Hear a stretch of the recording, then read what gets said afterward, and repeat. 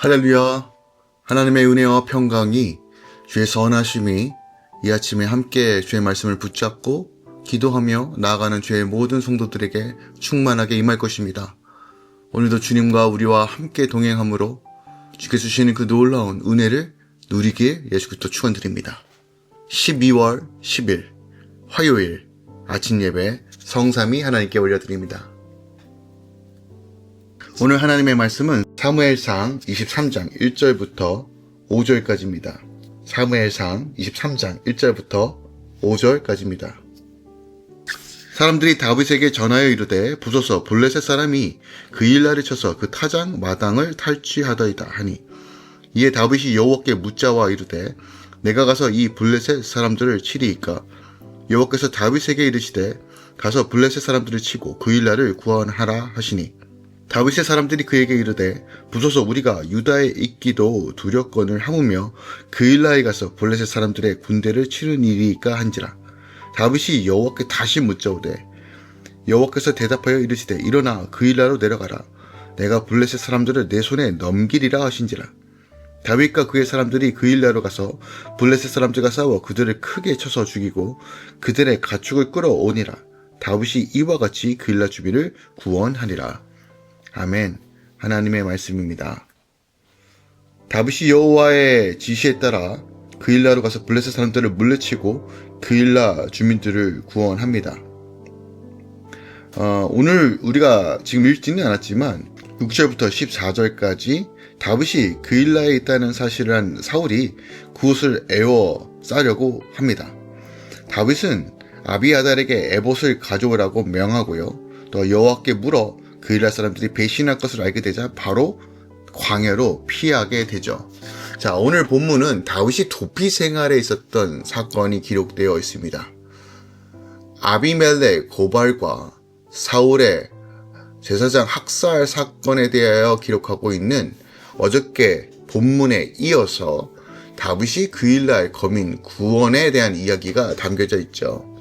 다윗은 블레셋과 접경 지대에 위치한 유다의 성읍 글라이가 블레셋의 습격을 받았다는 소식을 듣게 된 사실이 기록되어 있습니다. 그리고 다윗은 하나님께 기도하여 그 일날을 구원하라는 음성을 받았으나 다윗의 추종들이 그 출정에 대한 반대를 제시하자 하나님의 뜻을 다시 묻죠. 그리고 승리의 약속을 받은 사실이 기록되어 있습니다. 다윗은 늘 계속 하나님께 묻고 답을 구했던 삶을 살았습니다. 한두 번이 아니라 확신과 그리고 다시 한번 늘 돌다리를 두들겨며 가는 것처럼 다윗의 인생은 늘 하나님께 묻고 답을 얻었던 삶이었다는 것이죠. 다윗이 초승달을 이끌고 출전하여 블레셋을 무찌르고 그 일날을 구원하여 마침내 어떻게 보면 이미 지금 도피 생활 중에 있지만 하나님의 나라의 확장을 위해 그가 모든 것을 헌신하고 있음을 오늘 본문을 통해서 확인해 볼 수 있습니다. 자, 오늘 본문이 중요한 이유가 있어요. 블레셋이 그 일날에 쳐서 타작 마당을 약탈한 사건인데, 이 사건은 사울과 다윗의 불화가 주요된 원인입니다. 즉, 그러니까 내부 안에서의 그 일 때문에 외부 세력인 블레셋이 유다 땅까지 들어와 그 일날을 정복한 것이에요. 결국 사울과 다윗의 분쟁 때문에 일어난 일이라는 거예요. 물론 이 모든 배경에는 이유 없이, 물론 시기와 질투 때문에 사울이 다윗을 쫓아갔기 때문에 병력이 분산되어지고 또한 힘이 기울어진 뜻안에 이런 일이 벌어진 거죠. 어떻게 보면 국가의 안보를 신경 쓰지 않고 다윗을 쫓는 거에만 열중한 나머지 일어난 결과라는 거예요.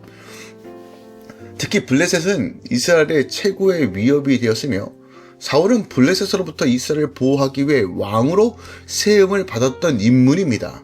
이런 상황 속에서 블레셋과 싸우기만 하면 계속 역전연승을 거두는 다윗을 어떻게 보면 사울의 정적, 아주 그냥 원수로 여기고 그냥 공격하고 있는 것이에요.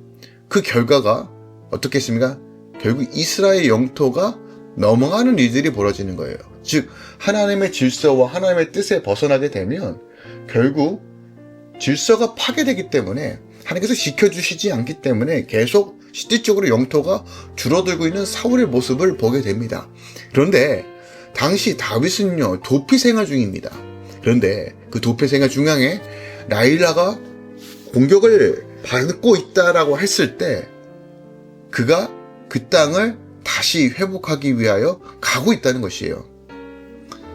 사단은 늘 우리 안에 내부적인 환경과 상황을 통해서 우리를 꾀하고 넘어뜨리고 분열시킨다는 것이에요.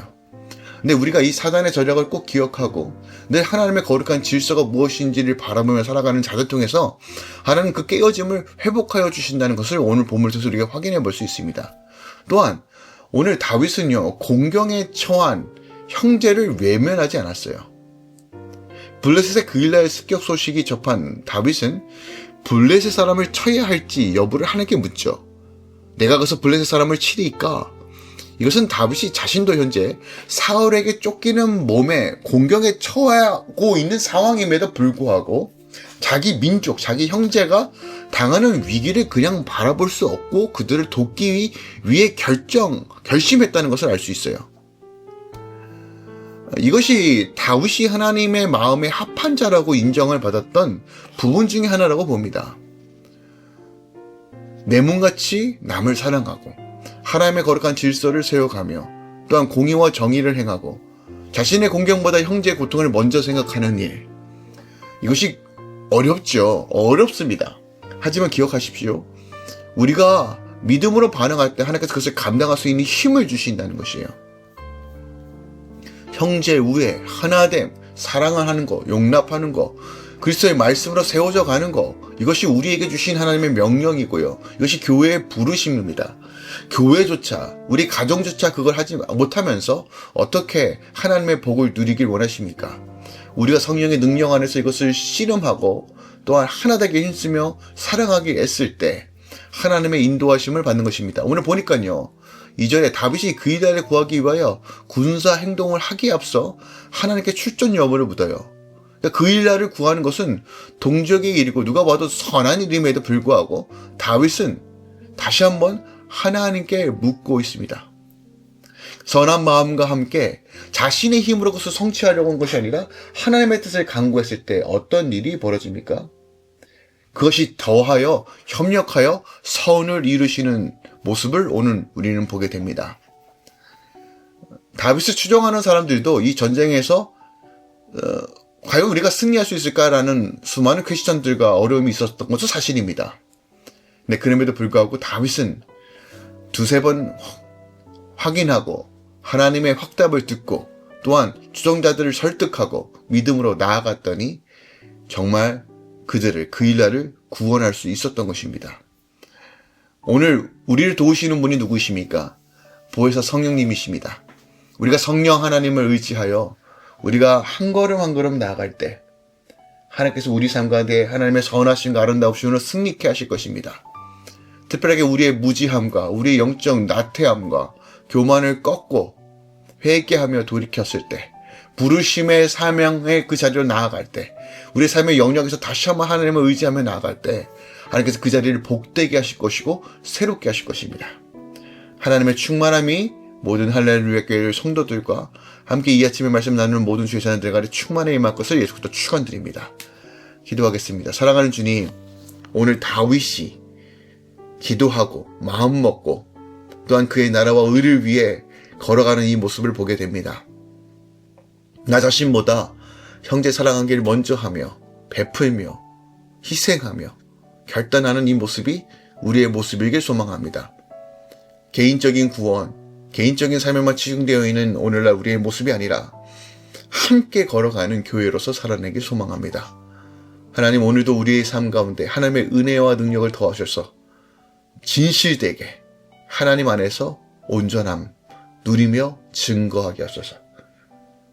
이제는 우리 주 예수 그리스도의 은혜와 우리 하나님 아버지의 놀랍고 지극하신 사랑과 성령 하나님들이 어떤 충만 역사하심이 이제부터 영원까지 함께 계시길 간절히 축원합나이다. 아멘.